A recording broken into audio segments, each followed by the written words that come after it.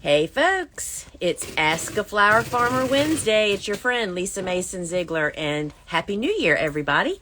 I hope everybody is having a good one. We're kind of cold and wet here in southeastern Virginia, and the snow has now been washed away, which is classic Virginia weather, that we get a little snowstorm that we're so pleased to have snow, and then it warms up and the rain comes. So glad everybody is signing on. And so if we haven't met before, or if you're new here, this is a 30-minute run where I do my best to answer your questions. And the way that you submit a question is down below in the little bubble with the question mark on it. And if you post your questions in there, that way I won't miss it by having to scroll through everybody's comments. And as you can hear, the bees are busy as ever behind me. Of course, we were inundated with orders over the holidays, and we will be working on those for days. And so everybody's kind of busy here. So post your comments down below in the bubble. And I already see so many folks doing it. But if you are one of our online students, it doesn't matter, on-demand class or one of our schools, we just love it when you comment with the sunflower emoji. That really sets you up and sets you apart and lets everybody else know you're one of our students, and people connect with each other, and we just really, really love this. So, I see some Springville, New Jersey said you must have gotten an email saying your order has been shipped. So that is one thing that I do want to say. If you've placed an order, the way that you'll know when you're going to receive your order is we send an email. It automatically happens when your shipping label is generated. So keep your eye out on that, and we are working diligently. It's all hands on deck here. We even made Lane bring her husband to work. So what do you know? So we're doing everything we can to get everybody's stuff to you. Know everybody is anxious for that. And so while we get some questions posted, I see we have one, but I'm going to, this is a question I often get, is what cool flowers am I getting ready to start, right? So the next window of great opportunity for planting cool flowers is that 6 to 8 weeks or so before your last spring frost. My last spring frost is historically about mid-April, which means that a great window for us is mid-February, which is Valentine's Day. That's kind of our little red flag that we have for us is Valentine's Day. The 1st of March is the perfect planting time. And what that means is that I should have my transplants ready to plant on that date. We typically do not normally direct seed at this time of the year because, frankly, friends, it is just too cold outside. I mean, seeds do need some warmth to germinate. And if you want them to germinate and to really really make the most out of the cool flower concept, meaning that the plants are becoming established during their preferred weather, which is cool to cold, then you would plant transplants at this time of the year. You can surely direct seed, but what happens is the seeds just sit there dormant until the weather conditions get conducive to what they want. And that means much later, weeks and weeks after you planted them. But guess what does grow during that time are weeds. Cool season, hardy annual weather weeds, which is stuff like henbit and chickweed. So we don't direct seed. But so I will be starting the cool flowers that I plant again in very early spring. And the two that come to mind, and there are some others, is we plant straw flowers and stock only in very early spring. I'm right on the edge of where they will winter hardiness, and there's just no need. We get great results planting them in very early spring. My stock typically will bloom around Mother's Day, and our straw flowers will just go to town. So I'm getting ready to start those, and I'm super excited this year because we now offer the mix as well as all the solid colors. And I will tell you, folks, it is like They are always in the top 10 of the seeds that we sell because people are just really embracing straw flowers. Are great bouquet additions. Florists, your commercial customers never get enough, because I don't know about you, but for us, when we were still doing a lot of bouquets every week for whether it be supermarkets or farmers markets, the bouquet makers, aka Sister, who you see back there, the second person back, always took all the straw flowers for her bouquets because they're such great fillers, right? There's multiple blooms on every stem. They hold up beautifully if you harvest them at the right time. You have to let them get a little bit more mature than what most people tend to do, and that's when they get wimpy, that means you're cutting them too soon. So we're stoked about having, I think, how many colors are there, Lane? Like 8? Yeah, there's a lot of set different colors. And I am just really excited to finally be able to grow them in individual colors and see what is the difference between, you know, one color and another that seems similar. You really know it when you grow them side by side. And so stock, which is one of those, how many? 7 solids and 2 mixes. 7 solid colors and 2 mixes we have. So lots of choices. So on stock is one of those single, one bloom per plant. That means you don't get multiple cuts. So we cram them in really tight. I plant them like I do Lysianthus. My beds are 30 inches wide, and we do plant them into Bio 360 with the black side up, so the soil benefits from a little bit smidgen more of warmth from the sun. But in that 30-inch wide bed that is covered with the Bio 360 mulch film, I put 8 rows in that 30-inch bed, and that just really drives the stock straight up to grow stronger, straighter, and taller. There's no reason to give stock plants room, y'all. They don't branch at all. So check those out. And I see now we have a bunch of questions. So let's just jump right in to the questions here. Ashley asks, which one of the cool flowers will be ready to pull out and replace with summer annuals in 7B by late April, May? Well, isn't that the $1 million question, Ashley? I have no clue. Everybody's it all depends on weather, and it depends on the flower, and it depends on when you planted it. So that is not really an answer that you can really get until you've grown it there where you are. And I understand everybody's trying to plan, but friends, a lot of this information that I get asked, I cannot answer it for you unless you were right here literally growing in my backyard. Not to mention how unreliable the weather is now. So I cannot tell you that, Ashley, and I don't know, you may already be doing it, but that's one of the reasons that breaking your garden up into blocks of beds or whatever your size is, to have multiple succession spots, so you don't have to really you can't schedule plant growth down that tight. It just doesn't work that way. Does the temperature matter in the room where you are starting cooled flower seedlings right now? Yes, it doesn't matter what kind of seed you're starting. The air temperature is very, very significant. That is one of the biggest struggles that we see people face. So for cool season hardy annuals, when we have them on a seedling heat mat, the air temperature in that room, our target is to have it between like 65 to 70 degrees. They like warm soil and cool air. And really, if you can get it about 65 degrees, that's the best. And when you move into the warm season tender annuals, the air temperature bumps up about 20 degrees. You have to have a little bit of warmth for any kind of vegetative growth. I don't care. The seedling heat mat heats the soil, and that is basically it. So yes, air temperature is very significant. Do you have any tricks on planting out stock seedlings? Last year I planted beautiful, healthy seedlings, but then they just sat there or died. I only got about 3 flowers from the entire bed, zone 6A in Indiana. There's a lot of things that can cause that.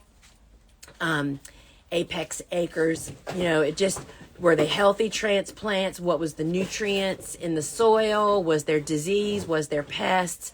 There's just a lot of things. So whenever anything happens like that happens to you, I mean, you need to gather information while it's happening. I know it's very distracting. I'm sorry, Tucker's standing at my feet, holding babies, wagging his tail. Whenever something like that happens to you, you need to gather, excuse me. Sorry, I just had to close the baby gate on my office to trap the dog.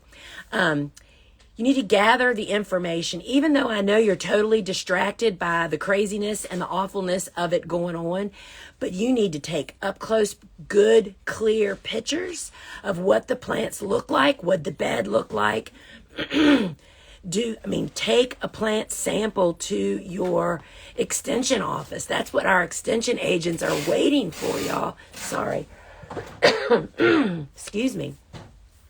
So that would be impossible to answer without a lot of facts. Because let me tell you what's worse than that is asking somebody with vague symptoms and that person giving you an answer based on vague information that misleads you. We see people every day treating plants for stuff they're not even sure what it is, or if it is even something that can be treatable. Thank you, Rhonda. So the moral to this story is to always gather good information, take most advantage of your extension office, because y'all, we are the funnest thing that they in their lives. You know, flower farmers are a whole lot more fun than figuring out what's wrong in a lawn, right? So reach out, and when you have a problem is a really good time to do that. How is your Lysianthus experiment going? I think I saw earlier that you put some plugs in this fall. How are they doing? So, Lynn, so they're doing fine. I actually walked out. We had a threat of snow and ice here this week, followed by low temperatures that I normally would put my row covers up for, but I couldn't because of the possibility of snow, which in fact did come, but it really wasn't enough snow to really blanket my garden to give it the insulated protection that snow does. And so it rained yesterday, and of course we're all here working at the warehouse till almost sun up to sundown. When I got home yesterday, they still had enough snow on them that I couldn't really see. Are they alive under there or what? But this morning I went out there with an umbrella in the rain, which had washed all the snow away.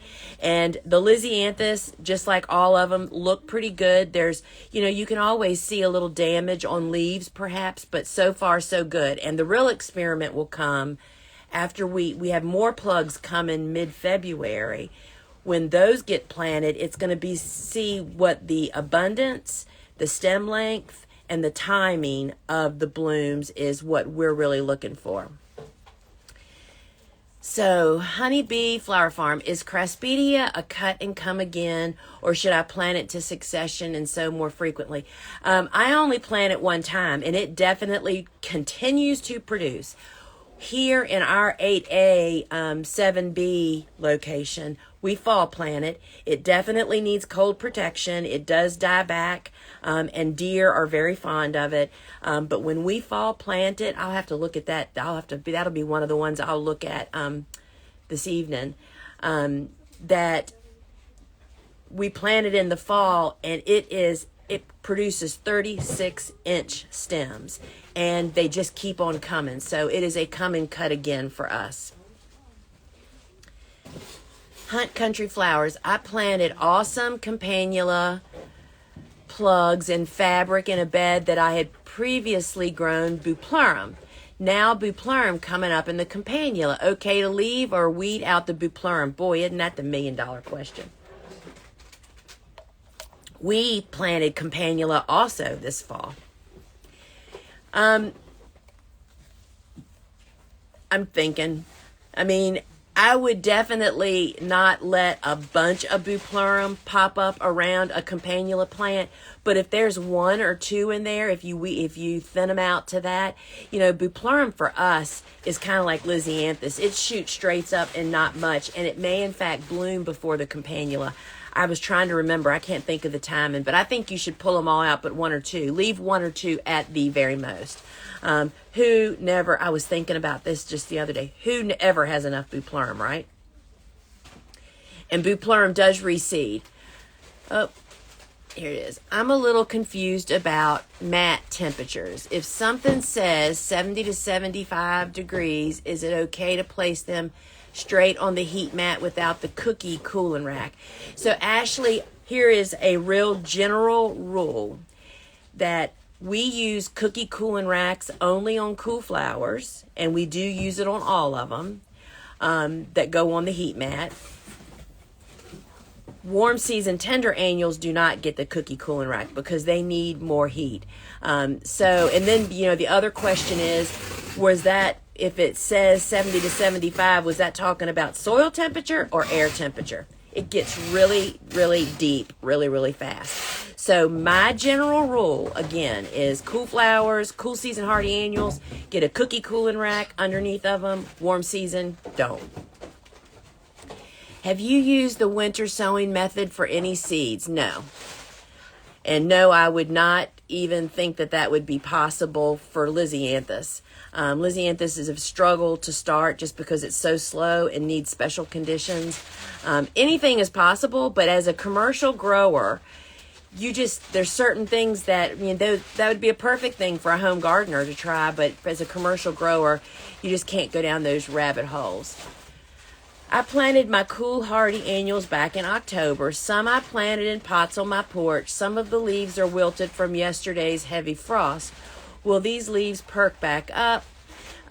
So I don't know where you are, and it depends on if you're growing cool flowers that are winter hardy in your zone, they should be fine. However, planting in pots, the difference between pots and out in the garden is that those plants get much, much colder because the soil freezes, but that also gives you the opportunity to move them to a more sheltered area, and whether they perk back up or not, only time will tell, and that happens.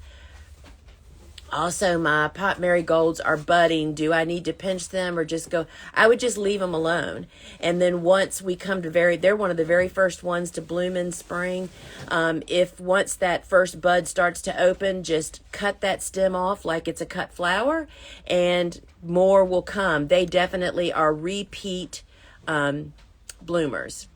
Any clues why all Monarda lambada seedlings died when all other cool flowers are around it doing well? No idea, Laura, because it is pretty winter hardy in my experience. So that I cannot help you with. But again, that's something, if you gather a little intel, it's like, did they get spots, or you know what I mean? So that's just really, really hard to say.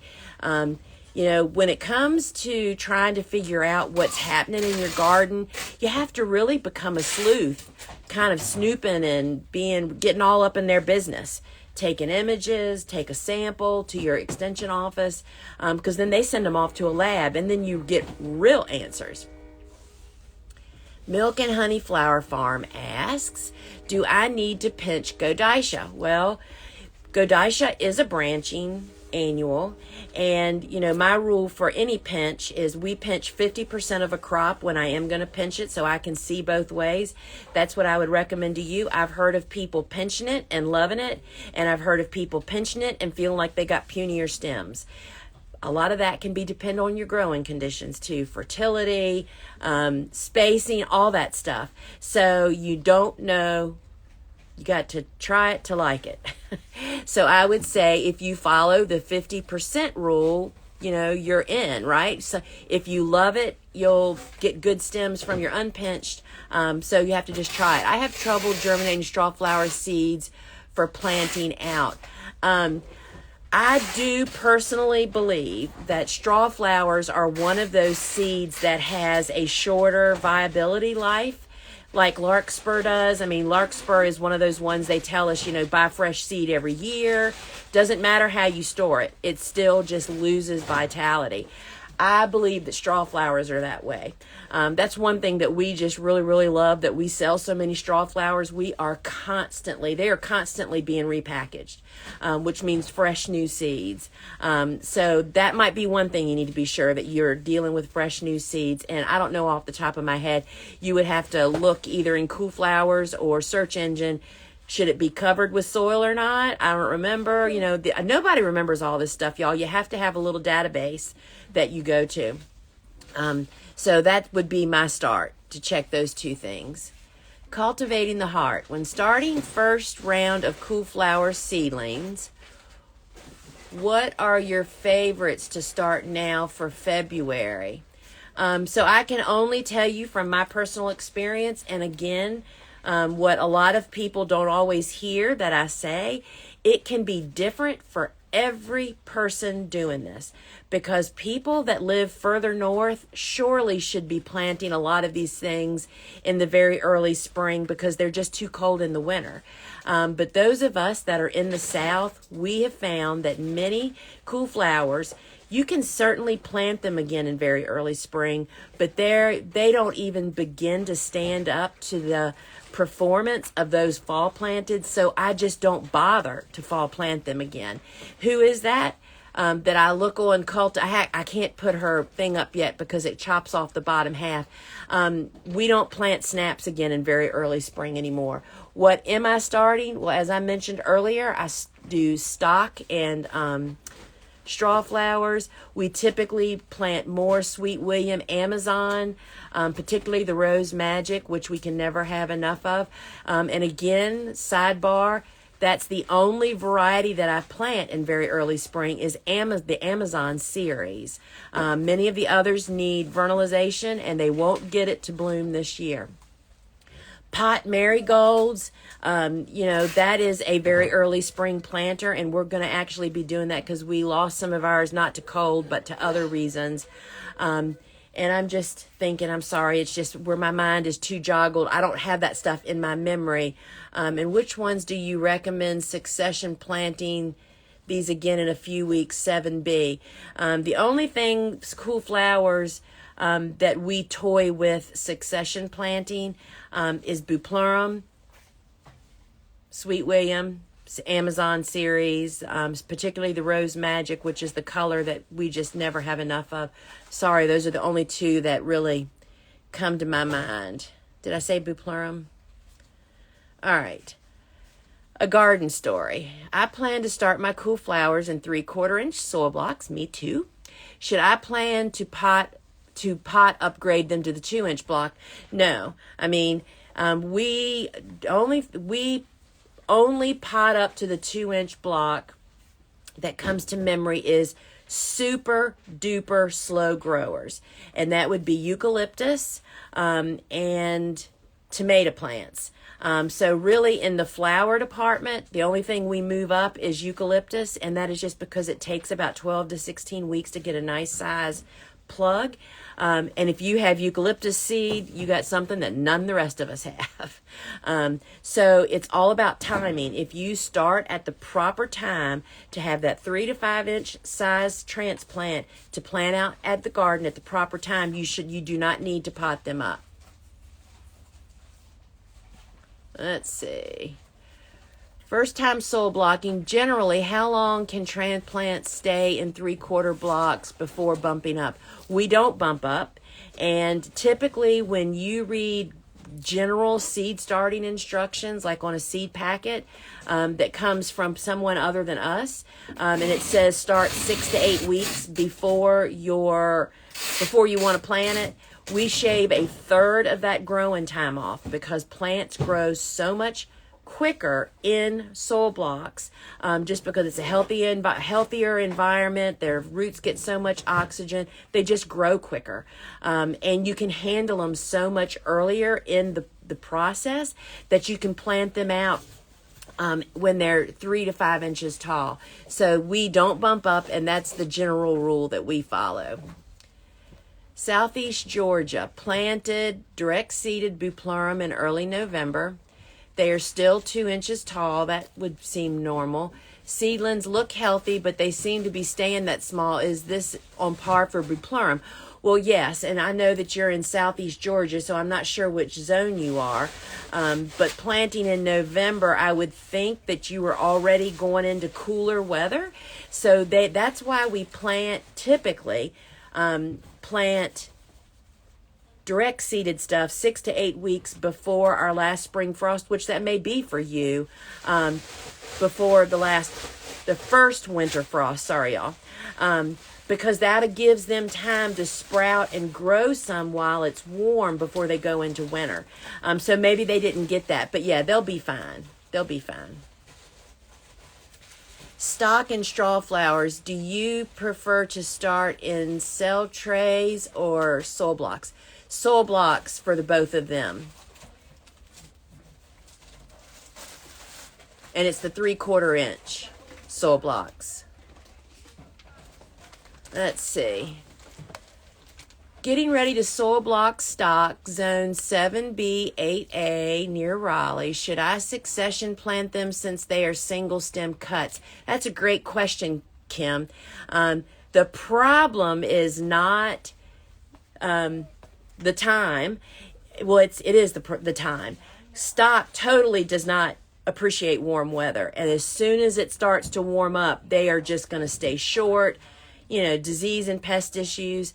So if you are going to try to succession plant, I would for sure, and stock is one of the most satisfying plants to start from seed. They just are super easy to sprout. I mean, you get like almost 100% germination most often with them. I would say that I would only spread your successions out 1 week apart, and I would push the limits of planting them outdoors, meaning I would go deeper. I'd go beyond 8 weeks planting them outside, because I think there's more of a threat of you not getting tall enough, good-looking stems before the heat starts than to lose them from cold. I mean, we literally, because we make our beds, of course, in fall for very early spring plantings, we have literally swept the snow off of our beds that have Bio 360 on them, waiting to get the snow off to plant stock. Stock is super cold hardy, but it does not like heat. So that would be my recommendation. Maybe start 2 weeks earlier and plant once a week for 3 weeks. How would that be? And then let us know how that actually goes. And you being in the South, that would be really awesome. So here we go. Follow your soil blocking tips and fall planted many cool flowers, and they look lovely. Thanks for so many great tips. You're welcome. For sunflower seeds, start in 3/4 inch soil block. No. Can these be started early spring planted too? So because of the volume of sunflowers that we plant in production on our farm, we'll start. That'll happen again once that time comes around. But we plant sunflowers in the 128 plug trays only because of the sheer volume. It's not very effective or efficient to make 2 inch blocks to plant sunflowers in. I mean, it's just way too labor intensive for the volume that we planted. So we start them in the 128 plug trays. We start them once a week, and then they're planted in the garden when they're 2 to 3 weeks old. You can't let them sit in those plug trays. And we do target to plant our first